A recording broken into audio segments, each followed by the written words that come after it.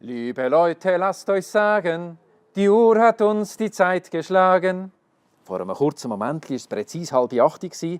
Ich begrüße ganz herzlich das Pfäffiken. Ja, der Nachtwächter Isidor, den hat es so nie gegeben, das Pfäffiken. Nachtwächter hat es gegeben, oder Dorfwächter hat man gesagt, bis 1870. Aber der Isidor ist so eine Kunstfigur, die versucht, auch die Brut zu schlagen von der Gegenwart in die Vergangenheit, auch gerade vom Namen her, nicht ganz alt und auch nicht topmodern. Die Figur von Isidor hat die Möglichkeit, historische Begebenheiten aus einer bestimmten Distanz zu erzählen. Oder auch mit einer Färbung, mit einer eigenen Meinung. Das gibt einem gewisse Freiheiten. Man kann ausschmücken, man kann Spannungsbögen machen, wo man sonst jetzt, wenn man rein historisch alles berichten würde, ziemlich trocken rauskommen. Viele Leute die gehen gerne in Museen, die schauen Doc-Sendungen an, lesen Bücher, um sich mit Geschichte zu befassen. Ich versuche mit diesen Nachtwächterführungen einen anderen Zugang zu finden zu geschichtlichen Ereignissen, eben Sachen, die man erleben kann, wo man ein direktes Gegenüber hat, wo man Fragen stellen kann. Ja, einfach einen anderen Zugang zu der Geschichte des Dorf.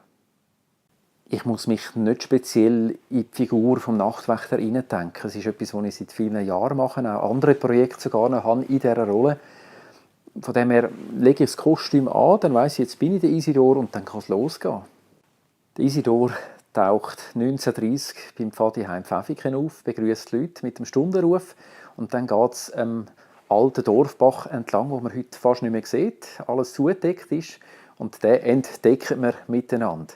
Also man geht bei der Mühle vorbei, man geht an dem kleinen Punkt vorbei, wo man ihn kurz sieht, mitten im Dorf, und dann runter bis zum See, bis zum Museum, wo man noch den Abschluss dann machen kann und noch ein paar Sachen im Museum auch anschauen.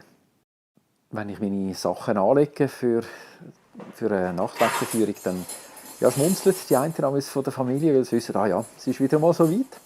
Ich finde es schön, dass sie das etwas Lässiges finden. Auch ihren Kollegen sagen, ja, mein Papi ist auch noch der Nachtwächter Isidor. Und ja, dass meine Frau mich unter Umständen, wenn es jetzt zum Beispiel regnet, einmal herfährt oder mich wieder abholt, mir das Gewand wieder schön waschen, das ist eine sehr schöne Unterstützung, die ich haben darf.